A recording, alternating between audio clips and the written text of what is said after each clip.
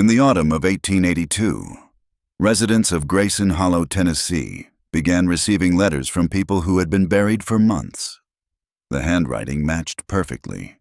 The paper smelled of damp earth, and the postman who delivered them insisted he'd collected every single one from the federal post office in town, just like he always did. By December of that year, 43 families had received correspondence from their deceased loved ones. The local postmaster had vanished without explanation, and the mail carrier himself was found dead in a snowdrift with his leather satchel full of unopened letters, each one addressed in his own handwriting. Grayson Hollow sat in a valley between two ridges in eastern Tennessee, accessible only by a single dirt road that turned to thick mud every spring. The settlement had been established in 1834 by families moving west from North Carolina, and by 1882, it consisted of roughly 200 residents, most of whom worked timber or kept small farms in the rocky soil. The town had one general store, one church, and received mail delivery twice weekly from the county seat 15 miles north. The postman's name was Silas Marsh. He was 34 years old in the fall of 1882, a slight man with thinning brown hair who had worked the mail route for 6 years. According to the employment records kept by the regional postal superintendent, Marsh had never missed a delivery day, never lost a single piece of mail, and never received a single complaint about his service. People in Grayson Hollow described him as quiet and reliable. He lived alone in a small cabin near the edge of the settlement, tended a garden, and was known to spend his evenings reading by lamplight. The first letter arrived on October 3rd, 1882. Mary Catherine Doherty received it in her morning post. The envelope was addressed in her late husband's handwriting, neat and slanted to the right, exactly the way James Doherty had always written. Her husband had died 4 months earlier from complications of pneumonia and was buried in the cemetery behind the Baptist church. The paper felt slightly damp when Mary Catherine opened it, and she later told her sister that it smelled like the root cellar, earthy and close. The letter read, "My dearest Mary Catherine, I am writing to tell you that the darkness here is not what we expected. The preacher was wrong about many things. I need you to know that what comes after is not rest. I am cold all the time now. The others here are cold too. We can hear the trees growing above us. I think about you every moment, but my thoughts are different now. Slower, heavier. Please do not mourn too long. What I am now would not want you to. Your loving husband, James." Mary Catherine brought the letter to Reverend Tobias Hale, who served the Baptist congregation. In his journal entry from October 4th, 1882, Reverend Hale wrote, "Mrs. Doherty came to me in great distress with a letter she claims is from her deceased husband. The handwriting does appear remarkably similar to samples of Mr. Doherty's writing that I have seen. However, I counseled her that this must be a cruel hoax perpetrated by someone with access to her husband's personal effects. I have agreed to speak with Mr. Marsh about the origin of this letter." When questioned, Silas Marsh insisted he had collected the letter from the postal office in the county seat along with the rest of Grayson Hollow's mail. The postmaster there, a man named Gerald Vance, confirmed that the letter had arrived in a regular mail shipment and had been properly sorted with the others. There was nothing unusual about it except that no one could determine where it had been posted, as the stamp cancellation mark was smudged beyond recognition. 3 days later, 2 more letters arrived. Elizabeth Ann Pritchard received one from her infant son who had died of scarlet fever in June. The letter was written in crude block letters, as though by a child just learning to form words. It read, "Mama, I am in the ground, and it is dark. I cannot see you anymore. The worms are here. They move around me. I want to come home, but I cannot move my legs now. Why did you put me in the box? It is so dark here, Mama. Please dig me up. I promise I will be good." Thomas Gerhardt received a letter from his father, who had been killed in a logging accident the previous spring. The letter described the moment of death in precise detail, including the sound of the tree trunk cracking and the sensation of his ribs breaking inward. It ended with a single sentence, I have been trying to close my eyes for 5 months now, but they will not stay shut. The pattern began to show itself. Every letter came from someone buried in the Grayson Hollow Cemetery. Every letter described experiences of death and burial in disturbing physical detail, and every letter arrived through the normal postal system, delivered by Silas Marsh, who continued to insist he was simply doing his job. By the end of October, 12 families had received letters from their dead. The contents varied, but certain themes appeared repeatedly. Many of the dead wrote about the cold, about the darkness, about being aware of their body's decay, but unable to prevent it. Some described hearing sounds from the world above, but being unable to respond. Others wrote about dreams they had in the earth, long and terrible dreams that lasted for what felt like years. The town began to fracture.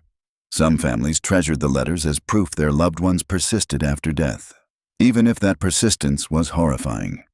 Others demanded the mail delivery be stopped entirely. Arguments broke out during Sunday services. 3 families left Grayson Hollow permanently in early November, abandoning their homes and land. Reverend Hale attempted to organize a town meeting on November 8th to address the crisis. In his journal, he wrote, "Only 37 people attended, less than half the adult population. The rest have become too frightened to gather publicly. Mrs. Holcomb suggested we dig up the graves to prove the bodies are still there, and this is all some elaborate hoax. I argued against desecration of the dead, but I confess my certainty wavers." Mr. Marsh sat in the back of the church throughout the meeting. He said nothing, but I noticed his hands shaking badly. The next significant development came from an unlikely source. Margaret Porter, who worked as a clerk in the general store, kept detailed records of all merchandise sold. In a statement she gave to the county sheriff in December, she noted that Silas Marsh had purchased an unusual amount of writing paper over the previous 2 months, nearly 6 times his normal amount. When asked what he needed it for, Marsh had told her he was writing letters to relatives back east. But Silas Marsh had no living relatives. His parents had both died before he moved to Tennessee, and he had never married. The employment records noted him as next of kin to no one. On November 19th, Reverend Hale decided to visit Marsh at his cabin. He went alone in the afternoon, bringing with him 3 of the letters that families had shared with him. He wanted to confront Marsh directly about the growing evidence that he might somehow be involved in creating the letters himself. Reverend Hale never made a complete account of what happened during that visit. The only record exists in a brief, shaken entry in his journal dated November 20th. "I went to see Marsh yesterday. His cabin was cold despite a fire burning. He invited me in and we sat across from each other at his small table. I showed him the letters and asked him directly if he had written them. He looked at me with an expression I cannot adequately describe. Not quite human. Then he asked me if I had ever wondered what it felt like to be the only person in town who could hear the dead screaming. I left immediately. I do not think I can minister to this town much longer. If you're finding this account as disturbing as the people of Grayson Hollow did, you might want to consider subscribing so you don't miss what happened next, because the story takes a turn that nobody in that valley could have predicted." The letters continued arriving through late November, but they began to change. The early letters had been plaintive, confused, desperate. The newer letters carried a different tone. Anger. The dead wrote about being forgotten, about their survivors moving on too quickly, about betrayals and old grudges. Several letters contained specific accusations of theft or adultery or violence that the deceased had apparently discovered only after death, as though burial had given them access to knowledge they hadn't possessed in life.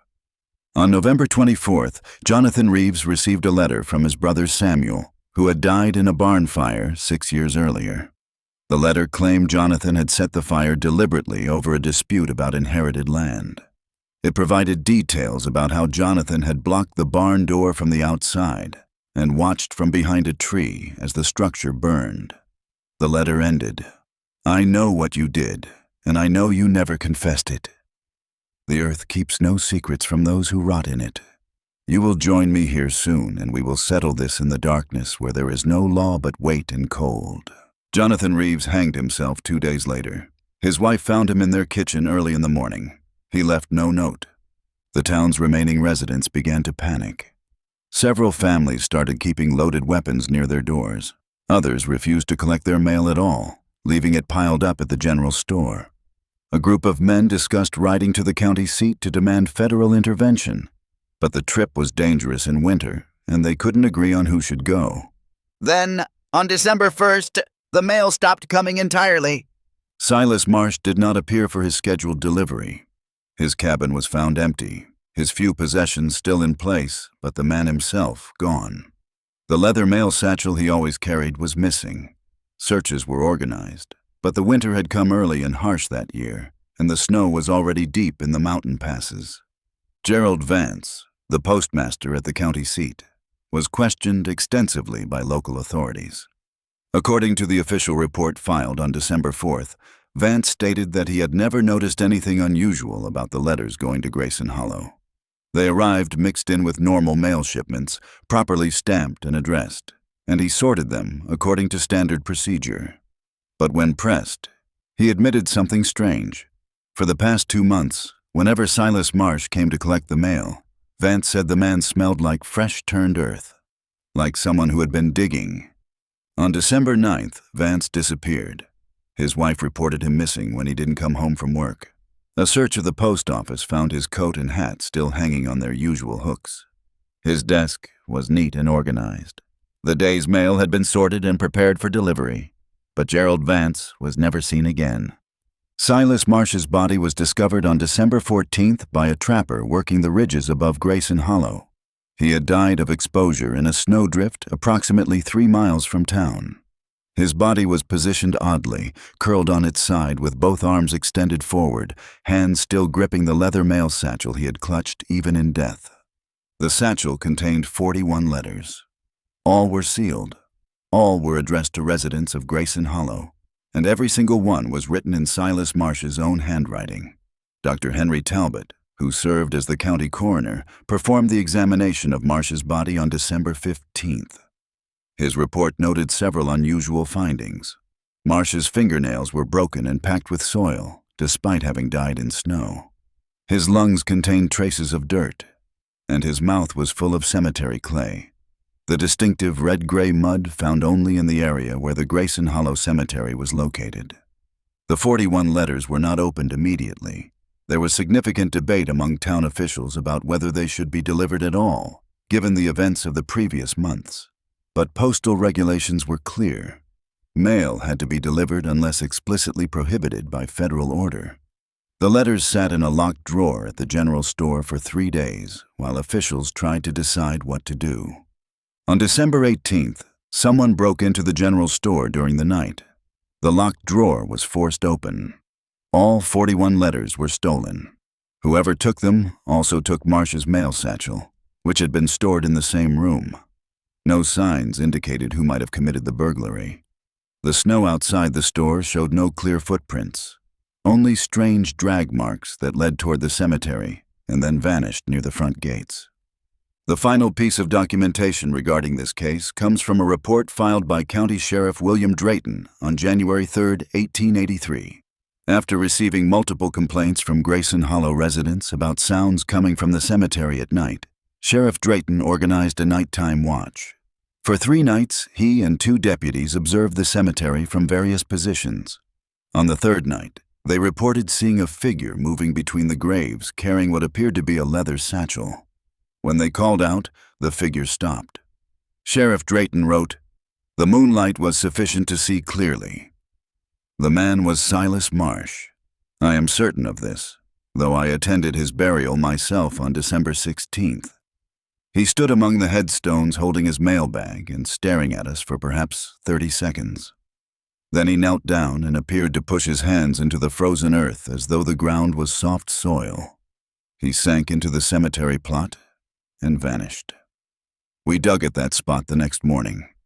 The earth was frozen solid. We found nothing. No further letters were delivered in Grayson Hollow after December 1882.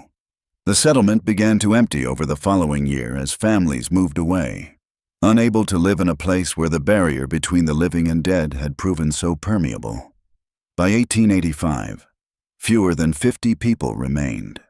The cemetery was officially closed in 1889, though there is no record of the bodies ever being relocated. The general store clerk, Margaret Porter, who was one of the last residents to leave, gave a final interview to a traveling journalist in September 1889.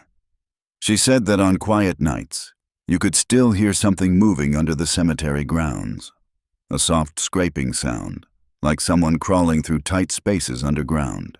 And sometimes, if you stood near certain graves at dawn, you could find letters pressed up against the underside of the frozen earth, flattened against the soil like moths against a window, covered in handwriting that shifted and changed as you watched it, signing itself with names of people long dead and others who were still, for the moment, breathing. The post office in the county seat burned down in March 1890. Gerald Vance's body was never found. And in the basement of that building, discovered during the clearing of debris, workers found a locked iron box containing 473 undelivered letters, all addressed to residents of Grayson Hollow, all written in different hands, and all dated from weeks or months after the supposed authors had been buried. Each envelope marked with a stamp from a post office that official records insist never existed.